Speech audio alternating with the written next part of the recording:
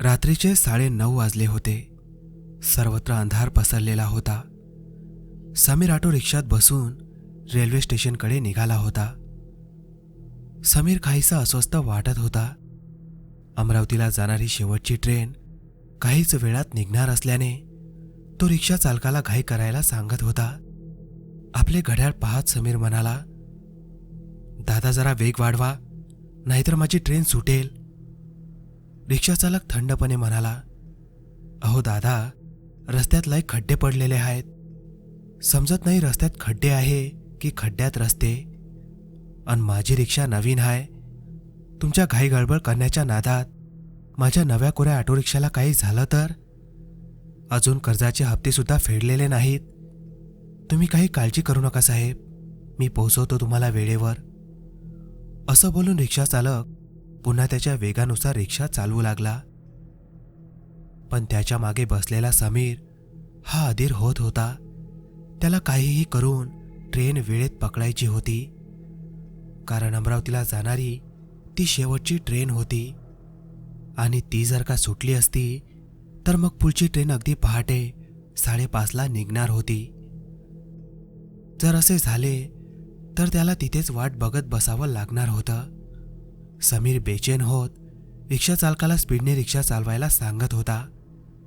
पण रिक्षा चालक मात्र आपल्या संत गतीने रिक्षा पुढे नेत होता.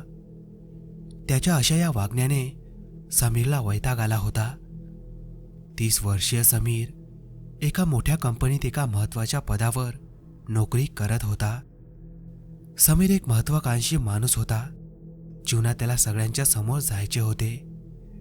त्याचे कारणही तसेच होते. लहानपणीच वडील गेल्याने त्याच्या बालमनाला धक्का बसला होता. पण त्याची आई ही त्याच्या मागे अगदी भक्कमपणे उभी होती. तिने सगळ्या हाल अपेष्टा सहन करत त्याला लहानाचे मोठे केले होते. जेव्हा त्याचे बाबा त्याची अंतिम घटका मोजत होते तेव्हा लहानग्या समीरने देवाला हात जोडत प्रार्थना केली होती की माझ्या बाबांची तब्येत बरी कर आणि त्यांना पूर्णपणे बरं होऊ दे. पण समीरचे बाबा वारले तशी त्याच्या मनात देवाबद्दल असणारी श्रद्धाही मरून गेली. आणि त्या दिवसापासून तो नास्तिक बनला. त्याच्या मनात देवाबद्दल घृणा निर्माण झाली. त्याची आई जेजुरीच्या खंडेरायाची निस्सीम भक्त होती. ती त्याला नेहमी समजावायची. पण आता समीरने देवाचेच अस्तित्व पूर्णपणे नाकारले होते. त्याने पैशाला आपले देव मानले होते. समीरला वाटायचे की पैसा असला की सर्व सुख विकत घेता येऊ शकतं. तेव्हापासून त्याने मनाशी निश्चय केला होता की आपण भक्कळ पैसा कमवायचा आणि आपल्या परिवाराला कशाचीच कमी होऊ द्यायची नाही. कारण वेळेवर पैसा कामी येतो, देव नाही, असे त्याचे मानणे होते. त्याचे नुकतेच लग्न झाले होते. त्याच्या आईसारखी त्याची बायकोही देवावर विश्वास ठेवणारी होती. आपला पोरगा स्वतःच्या पायावर उभा झाला आणि त्याचे लग्न झाले की पोराला आणि सुनेला घेऊन जेजुरीला दर्शनाला येईन असे समीरच्या आईने खंडोबाजवळ कबूल केलं होतं. पण समीरला ह्यात काडीचाही रस नव्हता. त्याच्या आईने त्याला अनेकदा देवदर्शनाला जाण्यासाठी सांगितले होते, पण तो कधीच तयार होत नसे. आजही घरातून प्रवासाला निघताना त्याच्या आईने त्याला भंडाऱ्याची पुडी खिशात ठेवायला दिली होती, पण त्याने ती घेतली नाही. त्यावर त्याची आई म्हणाली, अरे हा भंडारा म्हणजे देवाचा आशीर्वाद आहे. तुझे सगळे विघ्न बाधा दूर होतील याने. तू प्रवासाला जात आहेस तेव्हा तुझ्याजवळ ठेव. त्यावर समीर म्हणाला, नाही आई, तुला तर माहीतच आहे की माझा असल्या गोष्टींवर जरासुद्धा विश्वास नाही. तरीही तू मला ह्यामध्ये का ओढतेस? ज्या देवाने माझ्या बाबाला माझ्यापासून हिरावून घेतलं, तुला कष्ट सोसायला भाग पाडलं, तरीही तू त्याच देवाची भक्ती करतेस, हे मला पटत नाही. त्यावर त्याची आई त्याला समजावत म्हणाली, अरे जीवन मरण हे मनुष्याच्या हातात नसतं. जो माणूस जन्माला येतो तो कधी ना कधी मरणारच आहे. तसे तुझ्या बाबांची वेळ आली होती. त्यांनी आपल्या मृत्यूला स्वीकार केलं होतं. समीर चिडला होता, पण आईने जबरदस्ती केल्यामुळे नाईलाजाने समीरने तो भंडारा आपल्याजवळ ठेवला आणि तो प्रवासाला निघाला. दिवसभरातील आपले कामे आटपून समीर परत निघाला होता. काही वेळाने रेल्वे स्टेशन आले. रिक्षा चालकाने रिक्षा थांबवली. तसा समीर अगदी घाईने खाली उतरला आणि खिशातले पैसे काढून त्या रिक्षा चालकाला दिले आणि त्याच्याकडून उरलेले सुटे पैसे न घेता तो तडक रेल्वे स्थानकाच्या आत धावत आला. अमरावतीला जाणारी ती शेवटची ट्रेन नुकतीच सुटली होती आणि समीर धावून तिला पकडण्याचा प्रयत्न करत होता. पण धावता धावता त्याचा तोल गेला आणि तो प्लॅटफॉर्मवर धाडकन आपटला. तेवढ्या तिथे असलेल्या एका माणसाने त्याची मदत करत त्याला उचललं. समीर उठला आणि पाहतो तर काय, तोपर्यंत ती ट्रेन निघून गेली होती. समीर आता काहीच करू शकत नव्हता. त्याने आपल्या खांद्यावर लटकून ठेवलेली बॅग जोरात आपटून आपला राग व्यक्त केला. ते पाहून तो माणूस म्हणाला, काय झालं भाऊ एवढं रागवायला? समीरने त्या माणसाकडे रुक्ष नजरेनं पाहिलं आणि थोड्याशा रागातच तो म्हणाला, काय झाले? माझी ट्रेन सुटली आणि ही शेवटची ट्रेन होती. आता एवढ्या रात्री मी काय करू इथे? तो माणूस शांतपणे म्हणाला, तुम्ही टेन्शन घेऊ नका भाऊ. इथून 1 किलोमीटर दूर हायवेवर रोडवेजच्या खासगी बसेस लागलेल्या असतात. त्या रात्री उशिरापर्यंत सुटतात. तुम्ही तिथे जावा. त्या माणसाचे आभार मानून समीर तिकडे जाण्यास निघाला. समीर स्टेशन बाहेर आला. रात्र झाली असल्याने बाहेर रिक्षा तसे फार दिसत नव्हते. थोडेफार जे होते ते जायला तयार नव्हते व बाकीचे रिक्षावाले बरेच भाडे सांगत होते. समीरचा नाईलाज होता म्हणून मग तो जास्त भाडे देऊन एका ऑटो रिक्षात बसून निघाला होता. समीरला त्याच्या बॉसने त्याला एका महत्त्वाच्या कामासाठी वरुडला पाठवले होते. तिथे त्यांनी कंपनीच्या कामासाठी एक मोठा भूखंड खरेदी केला होता. वेळ कमी असल्याने तिथे तयार होणाऱ्या ऑफिस आणि गोडाऊनची पाहणी करून आणि त्यावर डिटेल रिपोर्ट बनवून समीरला तातडीने अमरावतीला पोहोचायचे होते. समीर सकाळीच वरुडला पोहोचला होता, पण तिथे गोडाऊनचे काम बघण्यासाठी नियुक्त केलेले त्यांच्याच कंपनीचे एक कर्मचारी कोलते हे काही कामानिमित्त बाहेर गेले होते आणि ते दुपारी उशिरा परत आले. त्यानंतर त्याच्यासोबत मिळून समीरने तेथील जागेची पाहणी केली आणि मग त्या दोघांनी मिळून त्या जागेचा एक सविस्तर रिपोर्ट तयार केला. आणि या सगळ्यामध्ये त्याला रेल्वे स्थानकावर पोहोचायला उशीर झाला होता. त्यात उरलेली कसर रिक्षावाल्याने हळू रिक्षा चालवून भरून काढली होती. समीर रिक्षामध्ये बसून हायवेकडे निघाला होता, पण आज त्याचे नशीब काही साथ देत नव्हते. रिक्षा मधातच बंद पडली. समीर म्हणाला, काय झालं भाऊ, रिक्षा का थांबली? त्यावर रिक्षा चालक म्हणाला, माहिती नाही दादा, काहीतरी बिघाड झालेला दिसतोय. रिक्षा चालकाने बरेच प्रयत्न केले पण रिक्षा काही केल्यास चालू होत नव्हती. समीरला उशीर होत होता, त्यामुळे त्याला आता नाईलाजाने पैदल जाणे भाग होते, कारण त्याला कसंही करून लवकरात लवकर हायवेकडे असणाऱ्या खासगी रोडवेज बसकडे पोहोचायचे होते. त्याने त्या रिक्षावाल्याला तिकडे जाण्याचा मार्ग विचारला. रिक्षावाल्याने त्याला सरळ जाऊन उजवीकडे वळण्यास सांगितलं. तेथून एक कच्चा रस्ता पार केल्यानंतर हायवे लागणार होता. समीर त्या रस्त्याने निघाला. आजचा दिवसच वाईट आहे. आधी ते कोलते उशिरा भेटले, त्यानंतर जागेची पाहणी करून रिपोर्ट तयार करण्यात वेळ गेला, त्यामुळे माझी ट्रेन सुटली आणि आता ही रिक्षा बंद पडल्याने पैदल चालण्याची पाळी आली. समीर वैतागून स्वतःशीच बोलत होता. बोलता बोलता आपण कुठे आलो आहोत हे त्याला काहीच कळलं नाही. त्याला रस्ता चुकल्यासारखे वाटत होते. त्याने इकडे तिकडे पाहिलं तर दूर दूरपर्यंत फक्त अंधार दिसत होता. सजीवांचे नामोनिशाण नव्हते. कुत्र्यांचे भुंकणे तेवढे ऐकू येत होते. समोर जाऊन पाहावे या हेतूने समीर पुढे जात होता. त्याला फार तहानही लागली होती व सोबत आणलेली पाण्याची बॉटलही आता रिकामी झाली होती. समीर पुढे चालत निघाला. रस्त्याच्या दुतर्फा गर्द झाडी होती. नुकतीच पावसाची एक सर कोसळून गेल्याने तो कच्चा रस्ता चिखलमय झाला होता. समीर चालत थोडा पुढे आल्यावर त्याला रस्त्याच्या कडेला असलेली एक झोपडी दिसली. इतक्या सुनसान भागातही ही एकटी झोपडी कशी काय आणि इथे कोण राहत असेल हा विचार त्याच्या मनात आला. पण तिथे जाऊन योग्य रस्ता विचारावा आणि शिवाय तिथे पाणीसुद्धा मिळेल प्यायला या हेतूने समीर त्या झोपडीच्या दिशेने निघाला. चालत चालत समीर झोपडीपाशी आला. त्या झोपडीमधून एक मंद प्रकाश बाहेर पडला होता. समीर आतमध्ये आला. आतमध्ये एक छोटा विजेचा दिवा टिमटिमत होता, ज्याच्या धुसर उजेडात आत एका खुर्चीवर कोणीतरी बसलेलं दिसत होतं. समीर त्या व्यक्तीला उद्देशून म्हणाला, माफ करा, मी रस्ता चुकलोय. मला इथनं हायवेला जायचंय. तुम्ही मला योग्य रस्ता सांगू शकाल का? त्या खुर्चीवर एक वृद्ध बाई पाठमोरी बसून होती. ती म्हातारी बाई म्हणाली, जिथून तू आला आहेस त्या रस्त्यावर सरळ चालत राहा. काही अंतर पुढे गेल्यावर तुला मोठा रस्ता भेटणार आहे. समीर त्या बाईचे आभार मानत पुढे म्हणाला, मला तहान लागलीये, पाणी मिळेल का प्यायला? त्या म्हाताऱ्या बाईने आपल्या हाताच्या इशाऱ्याने तिथे ठेवून असलेल्या रांजणाकडे बोट दाखवले आणि ती म्हणाली, तिथे आहे पाणी. समीरने रांजणाकडे पाहिलं आणि मग त्या म्हाताऱ्या बाईकडे पण. अजूनही त्याला तिचा चेहरा स्पष्ट दिसत नव्हता.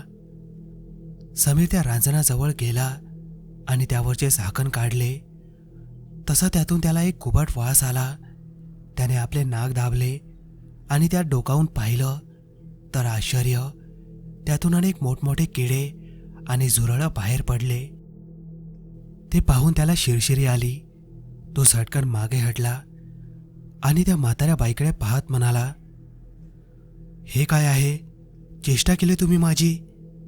पण त्या म्हाताऱ्या बाईने काहीच प्रतिसाद दिला नाही. ती शांतपणे बसून होती. समीर रागारागाने त्या खुर्चीसमोर गेला आणि पाहतो तर काय, तिथे एका म्हाताऱ्या बाईचं मृत शरीर बसून होतं. ते शरीर अगदी छिन्नभिन्न आणि कुजलेल्या अवस्थेत होतं. शरीरावरील कपड्याच्या चिंध्या झाल्या होत्या.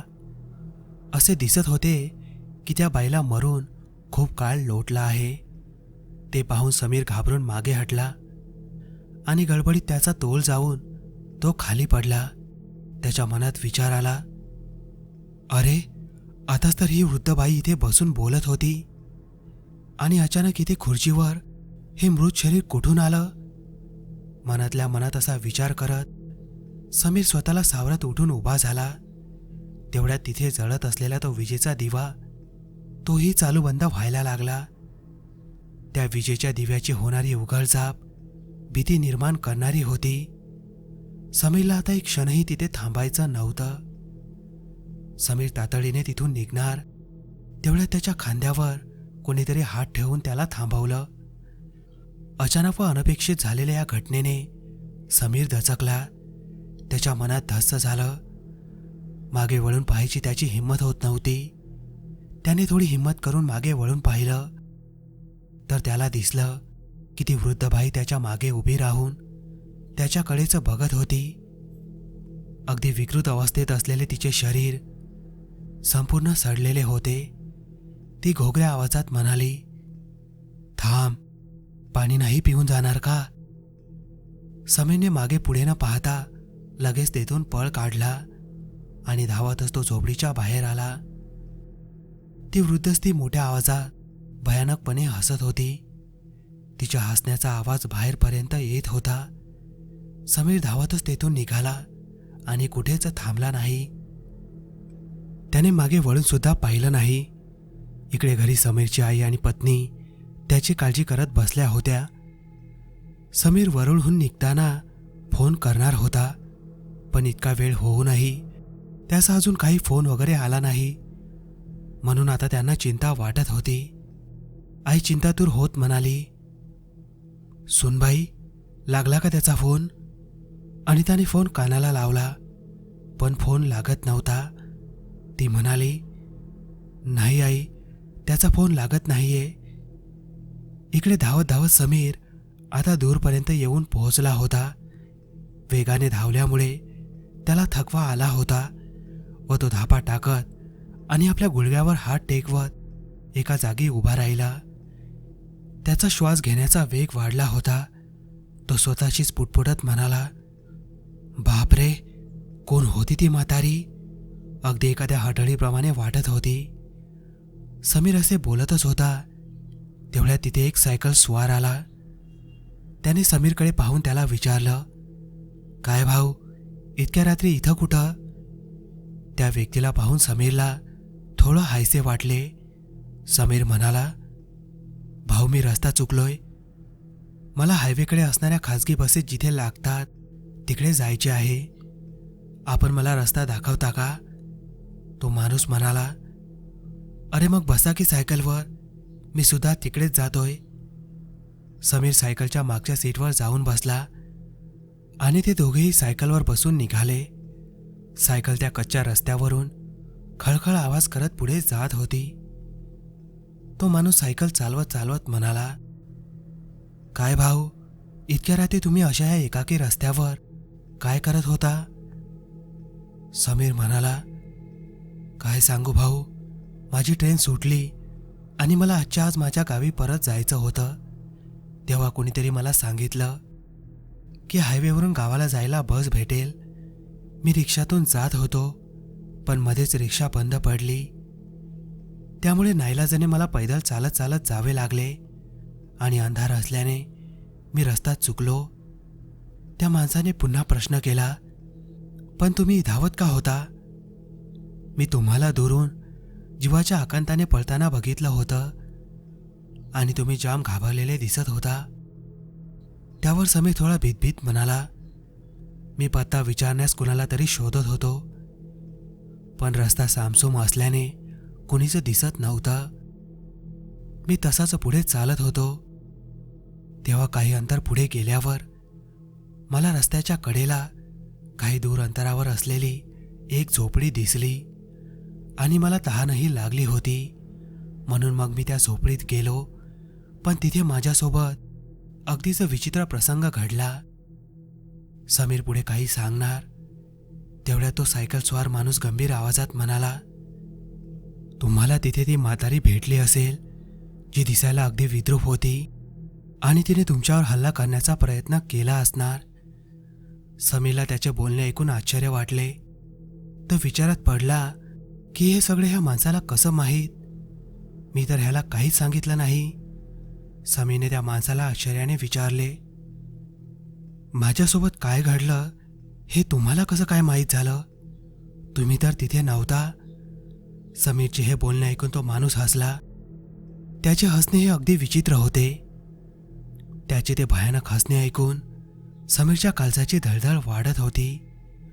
तो माणूस विचित्र आणि भारी आवाजात म्हणाला, मला कसे काय माहीत झाले?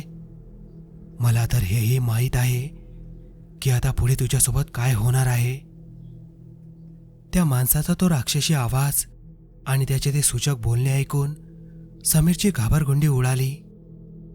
समीर काहीसा भीतभीतच म्हणाला, माहीत आहे म्हणजे? कोण आहेस तू? तो माणूस काहीच बोलला नाही. शांतपणे सायकल चालवत राहिला.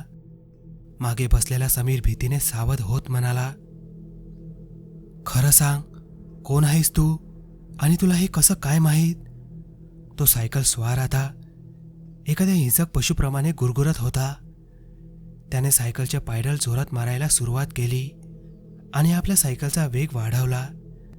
समीरच्या हृदयाची धडधड क्षणाक्षणाला अधिक वाढत होती. समीरने परत एकदा भीतभीत विचारलं, कोण आहेस तू? त्याचे गुरगुरणे थांबले. थोड्या वेळेसाठी शांतता पसरली, पण लगेच असं काहीतरी झालं ज्याची समीरने कल्पनासुद्धा केली नव्हती. त्या माणसाने आपली मान पूर्णतः मागे वळवली. 180 कोनामध्ये. मान वळवताना होणारा कळकळ आवाज अतिशय भीतीदायक होता. त्याची मान समीरकडे पूर्णपणे वळलेली पाहून समीरच्या छातीत धडकीच भरली. त्या माणसाने आपले पिवळे चमकदार डोळे मोठे करत समीरकडे एक भयानक कटाक्ष टाकला. त्याचे समोरील दात हळूहळू मोठे होत होते. आता एखाद्या पिशाच्या प्रमाणे तो वाटत होता. समोरील ते भयानक दृश्य पाहून समीर डगमगला आणि सायकलवरून खाली पडला.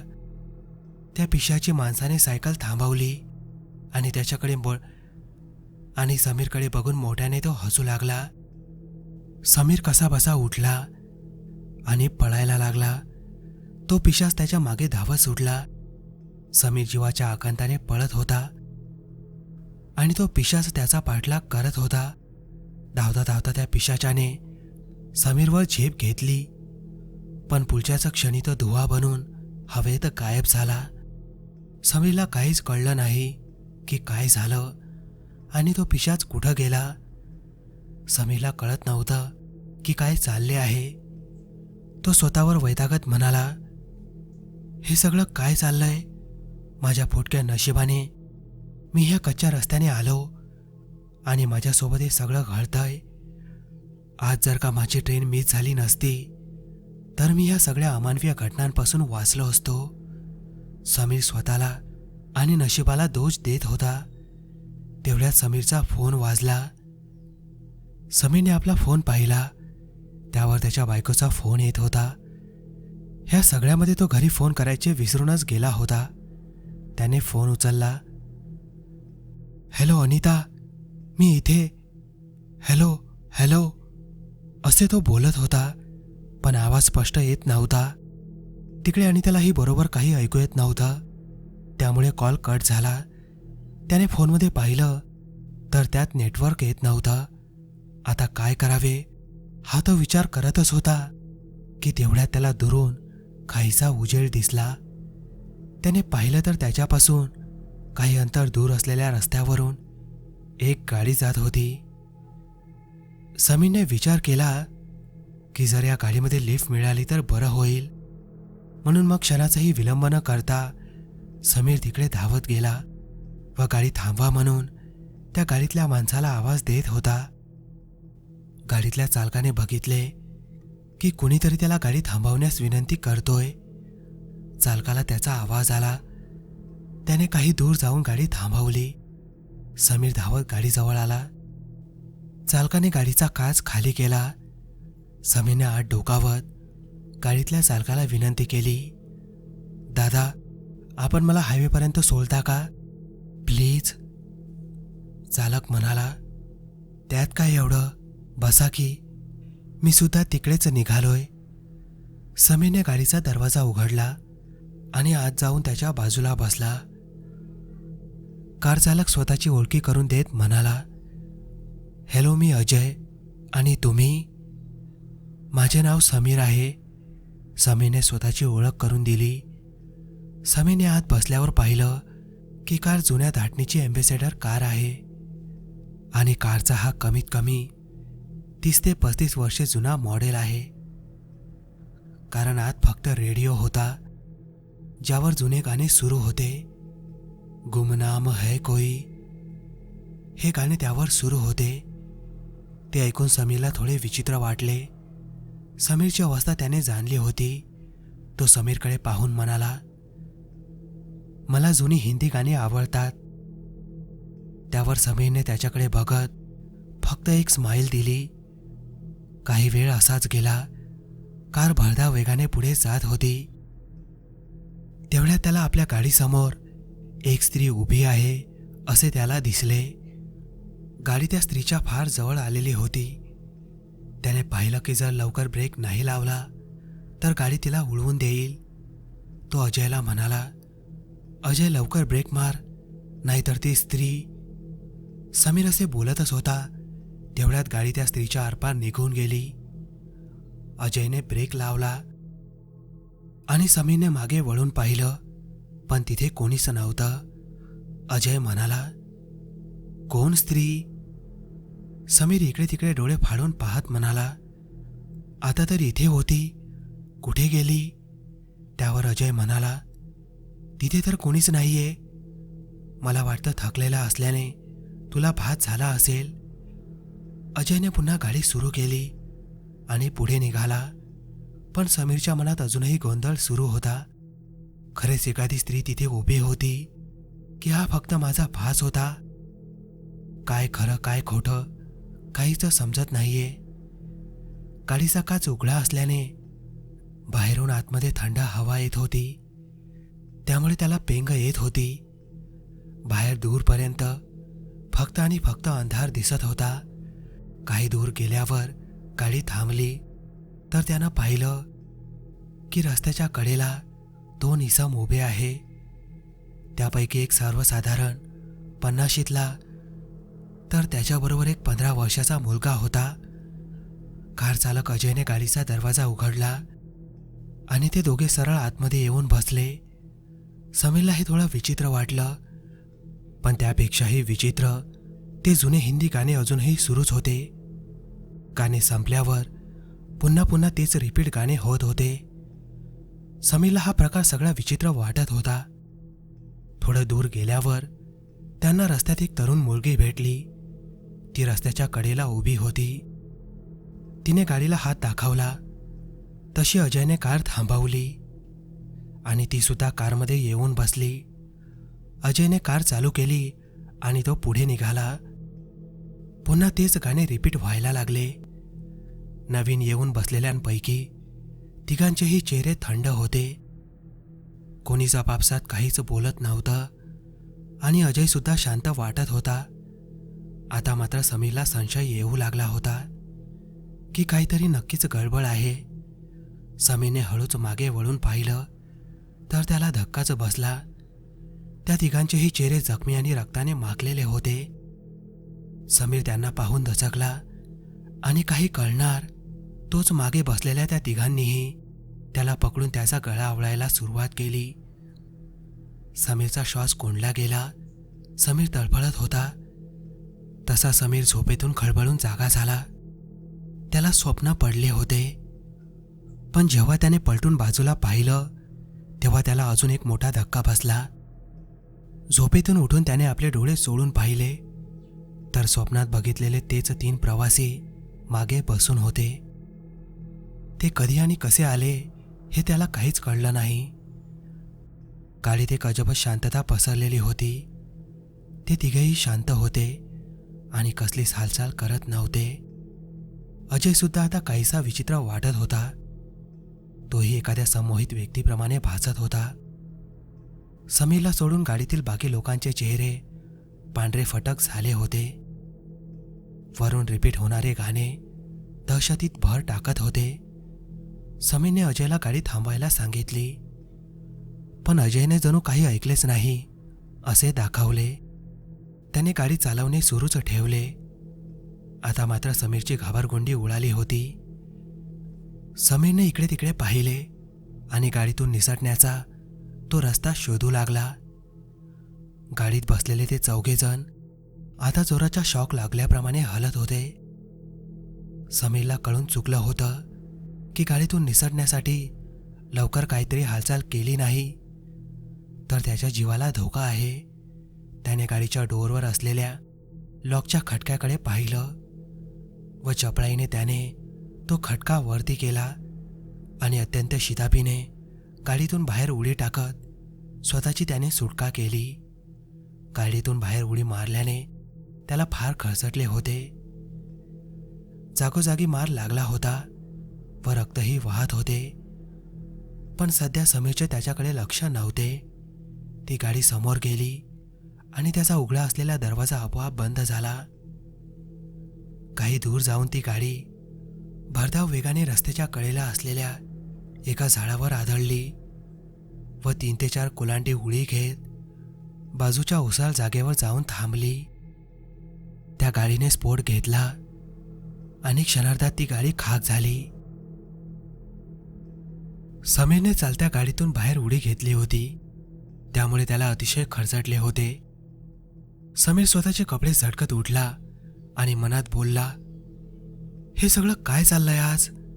आधी ती म्हातारी, मग तो सायकल स्वार आणि आता हे गाडीतील लोक. ही काय भूताटकी आहे? हे सगळं अविश्वसनीय आणि अमानवी आहे. कोणाला फोन करून मदत मागावी म्हटले तर फोनमध्ये नेटवर्क सुद्धा दाखवत नाहीये. काय करू मी आता? आई आणि अनिता त्याच्या काळजीने घरी त्याची वाट पाहत होते. समीर अगदी वैतागून गेला होता. कुठे जावे, काय करावे त्याला काहीच समजत नव्हतं. सर्वत्र अंधार पसरलेला होता. रस्ता निर्मनुष्य होता. त्या अंधारातून मोबाईलमधील टॉर्चच्या सहाय्याने कसाबसा वाट काढत तो अंदाजाने समोर चालत होता. मध्येच कुठून तरी हिंस्र श्वापदाच्या गुरगुरण्याचा आवाज येत होता.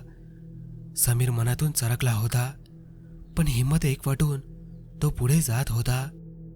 मध्यरात्र उलटून गेली होती. अगदी वेळेवर गाडीतून उडी घेतल्यामुळे तो बचावला होता. म्हणून त्याने सुटकेचा निश्वास सोडला. पण पुढच्या क्षणी एक मोठे संकट त्याची वाट पाहत उभे होते. इकडे आई आणि अनिता दोघीही समीरची काळजी करत बसल्या होत्या. समीरचा अजून काही हाल हवाल कळला नसल्याने त्यांना आता चिंता वाटत होती. आज अमावस्या असल्याने मनात वाईट विचार येत होते. ते म्हणतात ना, मन चिंती ते वैरी ना चिंती. समीरची आई तर देवाजवळ बसली होती. आपला मुलगा सुखरूप घरी यावा म्हणून ती देवाला साकडे घालत होती. इकडे समीरने आपले घड्याळ पाहिले तर रात्रीचे 2 वाजले होते. त्याच्या मनात विचार आला, आतापर्यंत तर त्या खाजगी बसेसही बंद झाल्या असतील. आता पुढे काय करावे? मी नक्की कोणत्या ठिकाणी आहे हे सुद्धा धड माहिती नाही. समोर 2 वेगवेगळ्या दिशेला जाणारे रस्ते आहेत. कुठे जावे, या बाजूला की त्या बाजूला याचाही पत्ता नाही. देवा, मी काय करू आता? इतके बोलून समीर भानावर आला आणि आपण हे काय बोललो हे त्याला कळले. हे काय? ज्या देवाला मी मानत नाही, आज त्याचेच नाव माझ्या ओठावर कसे काय आले? देवाला मानणे म्हणजे त्याचे अस्तित्व स्वीकारणे हे त्याच्या तत्वात बसत नव्हते. म्हणून त्याने आपले लक्ष दुसरीकडे वळवत समोर जाण्यास सुरुवात केली खरी, पण त्याच्या मनात राहून राहून तेच विचार येत होते. समीरने आपल्या मनातील आवाजाकडे दुर्लक्ष केले. आपल्या मनातील विचारांवर नियंत्रण मिळवत तो पुढे चालत होता. पण आपण योग्य मार्गाने जात आहोत की नाही याबद्दल त्याच्या मनात साशंकता होती. त्याने आपला मोबाईल फोन काढून पाहिला.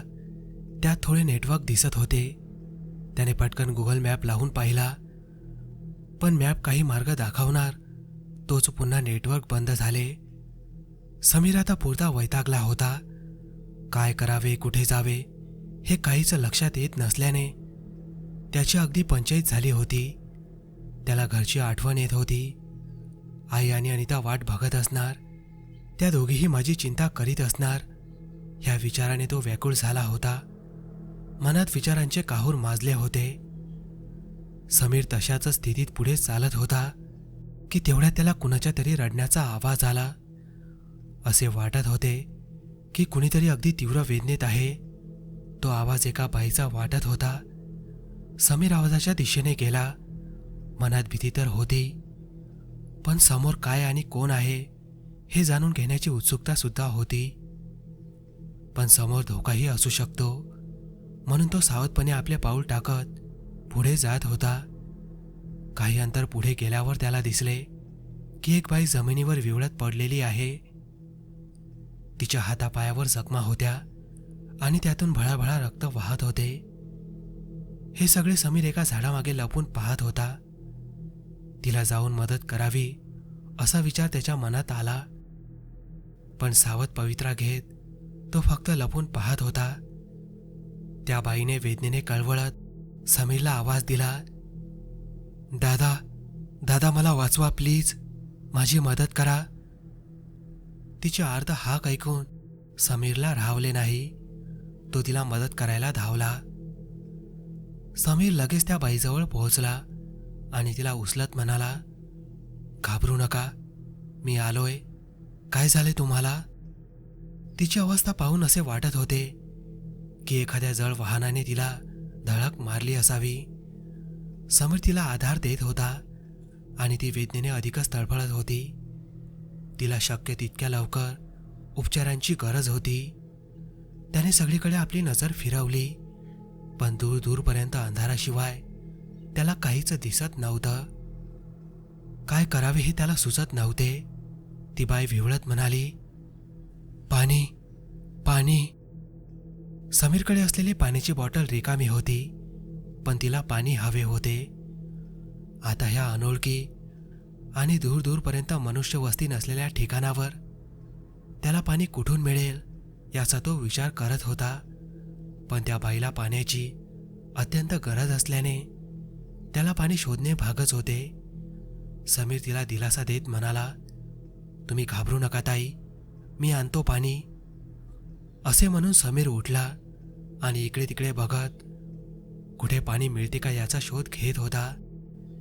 त्याने रस्त्याच्या कडेला असलेल्या जागेकडे धाव घेतली, पण किर्र अंधार असल्याने पुढचे काहीच दिसत नव्हते. त्याने आपल्या मोबाईलमधला टॉर्च लावला व पाणी शोधू लागला.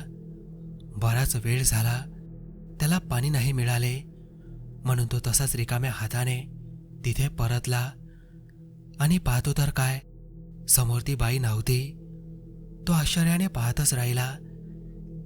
तिथली ती जागा तिच्या अंगातून वाहणाऱ्या रक्ताने माखलेली होती. त्या जागेवर आता रक्ताचा एकही थेंब नव्हता. ती जागा अगदी कोरडी दिसत होती. यामुळे त्याच्या गोंधळात अधिकच भर पडली. समीर बुचकळ्यात पडला आणि स्वतःशी बोलत म्हणाला, अरे कुठे गेली ती बाई? आता तर इथेच होती. आणि ही रक्ताने माखलेली जागा, हे सुद्धा आता कोरडी दिसतंय. ती बाई कुणी हडळ वगैरे तर नसावी. समीर असे बोलतच होता की तेवढा त्या जागेवर त्याला एका बाईचा हसण्याचा आवाज ऐकू आला.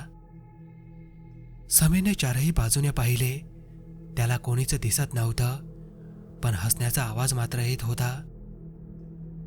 समीर घाबरला व त्याने इकडे तिकडे पाहत आवाजाचा वेध घेतला.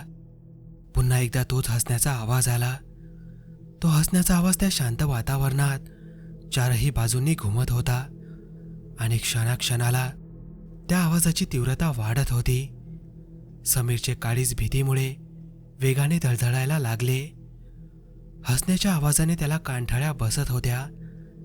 वातावरण भयंकर बनत चाललं होतं.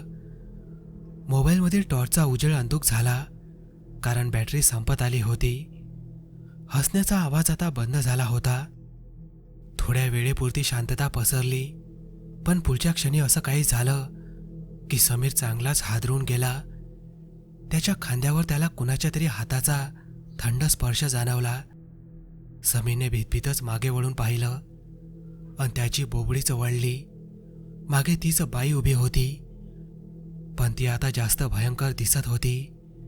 निखाऱ्यासारखे चमकणारे पिवळे धमक डोळे, सुळ्यासारखे दात आणि मोकळे सोडलेले केस जे हवेत उडत होते, ज्यामुळे तिचे विद्रूप रूप अधिक भयानक वाटत होते.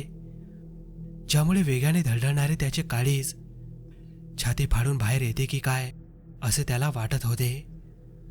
समीर तिच्यापासून लांब पळून जाण्याचा प्रयत्न करत होता, पण तिने समीरचा हात इतक्या मजबूतीने पकडून ठेवला होता की त्याला आपला हात सोडवणे अशक्य झाले होते. हात तुटतो की काय असे त्याला वाटत होते. हात आवळून पकडल्यामुळे त्याच्या हाताच्या त्वचेवर वळ उमटले होते. तिने समीरचा हात सोडला आणि समीर सुटण्याचा प्रयत्न करीत असल्याने झटक्याने खाली पडला. अचानक सोसाट्याचा वारा सुटला आणि आकाशात वीज कडाडली. ती समीरकडे पाहून भयानकपणे हसली. तिच्या हसण्याचा आवाज चारही बाजूने घुमत होता. वेगाने वाहणाऱ्या हवेमुळे तेथे असलेली झाडांची पाने सळसळ करत हलू लागली.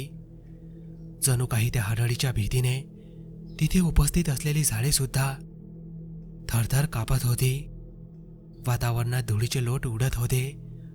समीरला काही दिसेनासे झाले. समीर आपले डोळे चोळत होता. अचानक वादळ शांत झालं. समीरने इकडे तिकडे पाहिलं तर त्याला ती दिसत नव्हती. कुठे गेली असेल ती याचा तो विचार करतच होता. तेवढ्यात त्याचे शरीर ताठर व्हायला लागलं. त्याचे संपूर्ण शरीर अकळत जात होते, ज्यामुळे त्याला हालचाल करता येत नव्हती. समीरने बघितले तर एका भल्या मोठ्या झाडाच्या अगदी उंच फांदीवर ती बाई बसलेली होती. ती जिभल्या साठत म्हणाली, आज सावज आयत्या जाळ्यात अडकला आहे. ती हळूहळू एखाद्या पालीप्रमाणे झाडावरून उतरत खाली येत होती. ते पाहून समीरच्या छातीत धडकीच भरली. ती हळूहळू चालत समीर जवळ आली आणि नजरेच्या एका इशाऱ्याने समीरच्या शरीराची होणारी ताठर तिने थांबवली. समीरच्या शरीराचे अकडणे थांबले होते. समीर आता हालचाल करू शकत होता. तू पुरता माझ्या जाळ्यात अडकला आहेस. आता तुला कोणीच वाचवू शकत नाही. समीर तिच्यापासून लांब होत म्हणाला, सोड मला हडळ, सोड. त्या अमानवीय काळ्या शक्तीला समीरचा राग आला. तिने त्याचा गळा आवळायला सुरुवात केली आणि त्याला हवेत उंच उचलत दूर फेकून दिलं. समीर दूर जाऊन पडला. जोरात आपटल्यामुळे त्याला उठताही येत नव्हतं. आता ती हडळ हवेत उंच उडत गिरट्या घेत होती. ती मोठमोठ्याने हसत म्हणाली, तुझी शेवटची वेळ आली आहे. आता तुला कोणीच वाचवू शकत नाही. समीर असहाय्य होऊन येणाऱ्या मृत्यूकडे बघत होता. आता आपण वाचू शकत नाही हे समीरला कळून चुकलं होतं. त्याला मरण्याचे भय नव्हते, पण त्याच्यानंतर त्याच्या आई आणि बायकोचे काय होणार याचीच त्याला जास्त चिंता वाटू लागलेली होती. ती हडळ हवेत गोलाकार गिरट्या घेत त्याच्या सभोवताली फिरत होती. जशी एखादी घार आपल्या सावजाच्या शोधात आकाशात गोलाकार फिरते आणि आपले भक्ष्य दिसल्यानंतर त्याच्याकडे जशी झेप घेते, तशीच झेप तिने समीरकडे घेतली होती. समीरच्या नजरेसमोरून एका क्षणात त्याच्या जीवनातील सगळे प्रसंग येऊन गेले. शेवटच्या क्षणीही त्याला आपल्या आईच्याच गोष्टीची आठवण येत होती. त्याची आई त्याला नेहमी सांगायची, जिथे अंधार आहे तिथे प्रकाश नेहमी असतो. जिथे खोटे आहे तिथे सत्याचाच विजय होतो. आणि सैतानी शक्तीला नियंत्रित आणि नष्ट करण्यासाठी नेहमी दैवी शक्तीचीच गरज लागते. समीरला आईच्या वचनांची आठवण झाली. तेवढ्यात त्याला एक कल्पना सुचली. त्याने आपल्या खिशातून आईने दिलेली ती भंडाऱ्याची पुडी काढली. देव मल्हारीचे स्मरण करत त्याने भंडारा आपल्या माथ्याला लावला आणि जशी त्या हडळीने त्याच्यावर झेप घेतली, तसा त्याने मोठ्या शितापीने आपल्या हातातला भंडारा तिच्यावर उधळला. अंगावर तप्त उकळलेला लावारस पडावा तशी त्या हडळीच्या अंगाची लाही लाही झाली. त्या पवित्र भंडाऱ्याने तिचे अर्धे अधिक शरीर जळाले होते. ती चवताळून त्याच्याकडे चाल करून येत होती.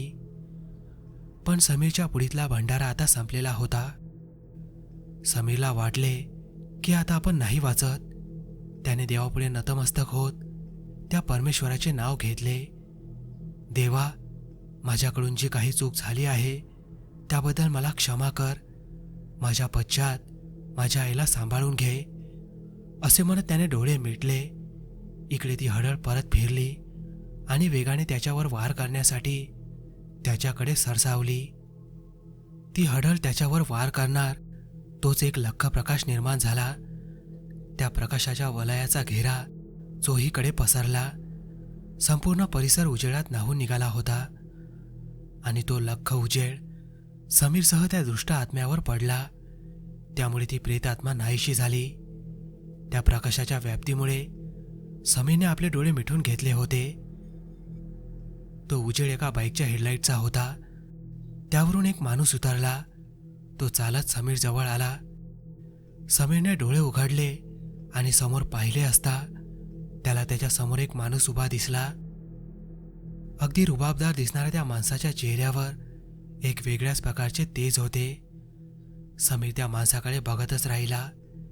त्या माणसाने समीरला आधार देत उचललं. समीर उठून उभा होत म्हणाला, तुम्ही कोण आणि ती दुष्ट हडळ कुठे गेली? तो माणूस स्मित हास्य करत म्हणाला, ती तर पळाली. समीरने आश्चर्याने विचारले, पळाली? पण कशी काय पळाली? ती तर मला मारायला येत होती. तो माणूस स्मित हास्य करत त्याला समजावत म्हणाला, कदाचित तुझी श्रद्धा आणि आईवरील विनाशर्त प्रेम आडवे आले असेल. समीर थोडा गोंधळलेल्या अवस्थेत म्हणाला, तुम्ही काय बोलताय मला काही कळत नाहीये. पण आपण कोण आहे आणि इथे कसे आलात? तो माणूस म्हणाला, मी इथनं जात होतो तेवढ्यात मला तू दिसला आणि तेही इतक्या रात्री अशा निर्जन ठिकाणी. मला वाटले कदाचित तुला मदतीची गरज असावी म्हणून मग मी आलो. तुला कुठं जायचंय? मी सोडतो. समीर थोडा सावध होत मागे हटला. आतापर्यंत आलेल्या अनुभवाने समीर त्या माणसाकडे संशयाने पाहत होता. त्या माणसाने समीरची ही घाबरलेली स्थिती ओळखली होती. तो माणूस म्हणाला, घाबरू नकोस, मी इथे तुझी मदत करायला आलेलो आहे. पण अजूनही समीरला त्याच्यावर विश्वास बसत नव्हता. मग तो समीरला विश्वासात घेत म्हणाला, तुझा माझ्यावर विश्वास नाही तर ठीक आहे. तुझ्या हाताला लागलेला हा भंडारा एक अशी पवित्र वस्तू आहे. भूत प्रेत किंवा पिशाच याचा ताप सहन करू शकत नाही. हे बघ, मी तुला आधार देत उचलले तेव्हा तुझ्या हाताला असलेला भंडारा माझ्याही हाताला थोडासा लागला. त्या माणसाने आपला हात दाखवला तेव्हा समीरचा त्यावर विश्वास बसला. तो माणूस पुढे म्हणाला, चल माझ्याबरोबर, मी सोडतो तुला. इतक्या रात्री अशा ठिकाणी थांबणे बरोबर नाही. आई घरी वाट बघत असेल तुझी. आईचे नाव ऐकून समीर अस्वस्थ झाला होता. आपली आई आपली काळजी करत असणार हे त्याला नक्की माहिती होते. समीर त्याच्या बाईकवर बसला आणि ते दोघे निघाले. बाईक वेगाने पुढे जात होती. एकापेक्षा एक अशा कठीण प्रसंगांना समीर आज धैर्याने सामोरे गेला होता. त्याला थकवा जाणवत होता. त्याचे डोळे भारी होत होते. त्याला झोप आली. काही वेळाने त्याला आवाज आला, समीर उठ, डोळे उघड, बघ तुझे घर आले आहे. तो आवाज ऐकून समीर उठला आणि पाहतो तर काय, समोर त्याचे घर होते. अरे च्या, घर आले सुद्धा. समीर खाली उतरला आणि त्या माणसाला धन्यवाद देत म्हणाला, धन्यवाद दादा, वेळेवर अगदी देवासारखे धावून आलात तुम्ही. तो माणूस स्मित हास्य करत म्हणाला, त्याची गरज नाही, कधी कधी वेळ लागतो, पण मी येतो जरूर. एवढे बोलून त्याने आपली बाईक स्टार्ट केली आणि तो निघाला. समीर आता थोडा भानावर आला होता. तो गोंधळात पडला. समीर काहीशा गोंधळलेल्या स्थितीत स्वतःशीच बोलला, हा असे का बरं बोलला असेल? आणि बाईकवर बसल्यावर मला अचानक झोप कशी काय आली? आणि सर्वात महत्त्वाची गोष्ट म्हणजे मी तर ह्याला आपल्या घरचा पत्ता वगैरे काहीच सांगितलं नव्हतं. मग याने कसं काय अचूकपणे मला माझ्या घरी आणून सोडलं? कोण होता तो?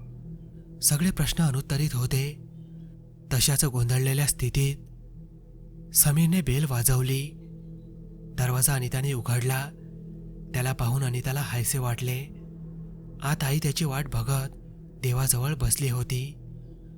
समीर सुखरूप घरी परत आला आहे पाहून त्याच्या आईच्या जीवात जीव आला. समीर, कुठे होतास तू? इतका वेळ का लागला घरी यायला? आईने कळकळीने त्याला विचारले.